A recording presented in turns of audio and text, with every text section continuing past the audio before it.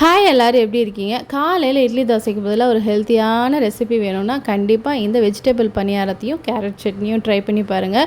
செய்கிறதுக்கு உங்களுக்கு மேக்ஸிமம் 15 நிமிஷம் தான் ஆகும். ரொம்ப ரொம்ப சிம்பிள். ஆனால் டேஸ்ட்டு பார்த்திங்கன்னா அல்டிமேட்டாக இருக்கும். சாப்பிட மாட்டேன்னு அடம் பிடிக்கிற குழந்தைங்க கூட 2 எடுத்து வாயில் போட்டு போவாங்க. அந்த அளவுக்கு டேஸ்ட்டாக இருக்கும். இப்போ இந்த டேஸ்டியான ரெசிபி செய்கிறதுக்கு ஒரு பவுலில் 1 கப் அளவு ரவை சேர்த்துக்குவோம். நம்ம நார்மலாக உப்புமாவுக்கு போடுவோம்ல அந்த ரவை தான்.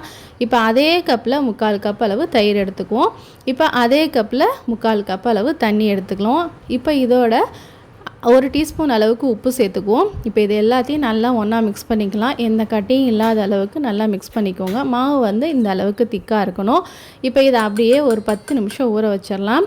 இப்போ இதுக்குள்ளே நம்ம இதுக்கு தேவையான வெஜிடபிள்ஸை கட் பண்ணிக்கலாம். நான் சாப்பரில் போட்டு கட் பண்ணிட்டேன். நான் கேரட், கேப்சிகம், வெங்காயம், அதுக்கப்புறம் காரத்துக்காக ஒரு 2 பச்சை மிளகாயை கட் பண்ணி எடுத்திருக்கேன். உங்களுக்கு எந்த வெஜிடபிள்ஸ் வேணுமோ அதை நீங்கள் சேர்த்துக்கலாம்.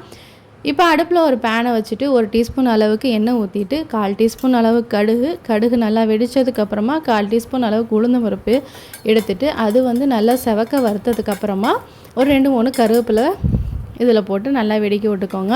இப்போ உங்களுக்கு வெஜிடபிள்ஸ் வேணால் காலையில் கட் பண்ண டைம் இல்லை அப்படின்னா நீங்கள் இந்த தாளிப்பை மட்டும் மாவில் போட்டு பணியாரம் ஊற்றிக்கலாம். இப்போ நம்ம வெஜிடபிள்ஸ் எடுத்துருக்கனால நம்ம எடுத்துருக்க வெஜிடபிள்ஸ் எல்லாத்தையும் போட்டு ஒரே நிமிஷம் அந்த பச்சை வாசனை போகிற அளவுக்கு வதக்கணுன்னா போதும். இப்போ நல்லா 1 நிமிஷம் வதக்கிக்கலாம். உங்களுக்கு எந்த வெஜிடபிள்ஸ் பிடிக்கும் இல்லை உங்கள் குழந்தைங்களுக்கு எந்த வெஜிடபிள்ஸ் பிடிக்குதோ அதை நீங்கள் இந்த மாதிரி சாப் பண்ணி சேர்த்துலாம். இந்த மாதிரி பொடி பொடியாக சாப் பண்ணி சேர்த்தும் போது குழந்தைங்க எடுத்து வைக்காமல் மீத வைக்காமல் சாப்பிடுவாங்க. இப்போ நம்ம காயெல்லாம் நல்லா வதக்கிட்டோம். இப்போ நம்ம ஊற வச்சுருக்கோம்ல அந்த மாவோட இந்த காயெல்லாம் சேர்த்துக்குவோம். காயெல்லாம் சேர்த்துட்டு நம்ம பார்க்கும்போதே மாவு அவ்வளோ அழகாக இருக்கும். சாப்பிட்றதுக்கும் பார்த்திங்கன்னா பணியாரமும் ரொம்ப டேஸ்ட்டாக அந்த வெஜிடபிள்ஸ் போட்டிருக்கிறதே தெரியாது. குழந்தைங்க கண்டிப்பாக விரும்பி சாப்பிடுவாங்க. இது வேணும், இந்த பணியாரம் வேணும்னு கண்டிப்பாக அடம்பிடிச்சு திரும்ப கேட்பாங்க. இப்போ இந்த மாவை அப்படியே மூடி வச்சுட்டு நம்ம குயிக்காக சட்னி ரெடி பண்ணிடுவோம். இப்போ இந்த கேரட் சட்னி பண்ணுறதுக்கு அடுப்பில் ஒரு பேன் வச்சுட்டு 1 டீஸ்பூன் அளவுக்கு எண்ணெய் சேர்த்துட்டு ஒரு சின்ன கேரட்டை இந்த மாதிரி பொடி பொடியாக நறுக்கி அந்த எண்ணெயிலே 1 நிமிஷம் வதக்கிக்கலாம். இப்போ அதோட ஒரு மீடியம் சைஸ் வெங்காயத்தை இந்த மாதிரி நீளவாட்கள் கட் பண்ணிவிட்டு அதோட ஒரு 4-5 பச்சை மிளகா நீங்கள் காரத்துக்கு தகுந்த மாதிரி சேர்த்துக்கலாம். அதையும் இந்த வெங்காயம் கலர் சேஞ்ச் ஆகிற அளவுக்கு வதக்கிட்டு ஒரு 2 பல் பூண்டு, ஒரு சின்ன துண்டு அளவுக்கு இஞ்சி எடுத்து அதையும் 1 நிமிஷம் வதக்கிக்கலாம். இப்போ 1/4 கப் அளவு பொட்டுக்கடலை சேர்த்துக்குவோம். பொட்டுக்கடலை சேர்த்துனதுக்கப்புறம் அடுப்பு ஆனில் இருக்கணும்னு அவசியம் இல்லை. அடுப்பை ஆஃப் பண்ணிவிட்டு அந்த பேனோட சூட்லேயே 1 நிமிஷம் வதக்குனிங்கன்னா போதும். இப்போது எல்லாமே நல்லா ஆறுனதுக்கப்புறமா நம்ம ஒரு மிக்ஸி ஜாரில் சேர்த்துக்குவோம். இப்போ இதுக்கு ஒரு 1/2 டீஸ்பூன் அளவுக்கு உப்பு சேர்த்து அதோட ஒரு 1/4 கப் அளவு தண்ணி சேர்த்துக்குவோம். உங்களுக்கு சட்னி எந்த அளவுக்கு திக்காக இருக்கணுமோ அந்த அளவுக்கு நீங்கள் தண்ணி சேர்த்துக்கோங்க. நான் இன்றைக்கி கொஞ்சம் தண்ணியாக தான் சட்னி அரைக்கிறேன், அதனால் நிறையா தண்ணி சேர்த்துருக்கேன். இப்போ இந்த சட்னி பார்த்திங்கன்னா ஒரு 4-5 பேர் சாப்பிட்லாம். அந்த அளவுக்கு நான் இன்றைக்கி பொருட்கள் போட்டிருக்கேன். உங்களுக்கு தேவையான அளவு பொருளை கூடவோ குறைக்கவோ செஞ்சுக்கோங்க. இப்போ நல்லா அரைச்சாச்சு. சட்னி நல்லா மைய அரைச்சிக்கோங்க. இப்போ இதோட நான் அந்த மிக்ஸி ஜாரை கழுவி இன்னும் ஒரு 1/4 கப் அளவு தண்ணி சேர்த்துருக்கேன். தண்ணி பார்த்திங்கன்னா இந்த அளவுக்கு சட்னி தண்ணியாக இருக்குது.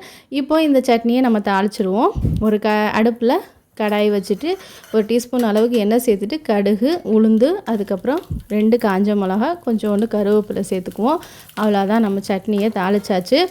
இதை எடுத்து நம்ம அப்படியே சட்னியில் கொட்டிட வேண்டியதான். சூப்பராக மணமாக இருக்கும் இந்த சட்னி. கேரட் போட்டிருக்கிறதே தெரியாது.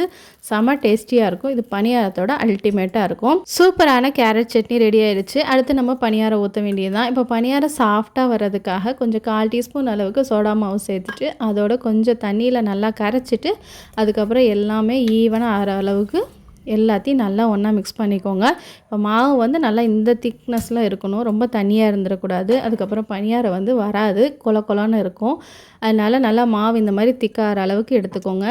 இப்போ அடுப்பில் பணியாரக்கல்லை வச்சுட்டு நெய்யோ எண்ணெயோ சேர்த்துக்கலாம். நெய் சேர்த்துனிங்கன்னா வாசம் மணமாக குழந்தைங்க விரும்பி சாப்பிட்றதுக்கு நல்லாயிருக்கும். நெய் வேணாம் அப்படின்னா நீங்கள் எண்ணெய் சேர்த்துக்கலாம். இப்போ பணியார குழியில் மாவை ஊற்றிட்டு அவ்வளோதான். இந்த பக்கம் ஒரு 2 நிமிஷம், அந்த பக்கம் ஒரு 2 நிமிஷம் மீடியம் ஃப்ளேமில் குக் பண்ணிக்கோங்க. ரொம்ப ஹை ஃப்ளேமில் வைக்க வேண்டாம்.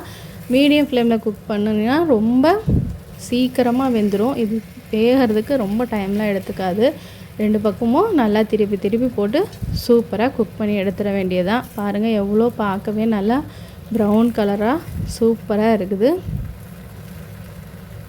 இது கண்டிப்பாக நீங்கள் ட்ரை பண்ணிங்கன்னா திரும்ப நீங்களே செய்வீங்க. அந்த அளவுக்கு ரொம்ப சிம்பிளான ரெசிபி. ரொம்ப டேஸ்ட்டும் பார்த்திங்கன்னா சூப்பராக இருக்கும்.